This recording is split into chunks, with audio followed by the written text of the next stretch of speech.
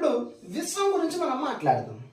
అయితే ఈ విశ్వం పైన మొట్టమొదటిసారిగా శాస్త్రీయ పరిశోధన చేసినటువంటి శాస్త్రవేత్త ఎవరు అంటే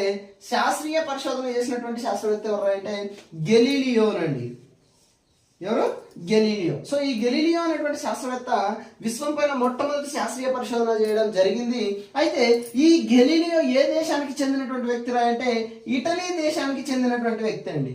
అయితే ఇటలీ దేశానికి ఉన్నటువంటి రాజధాని ఏదిరా అంటే రోమ్.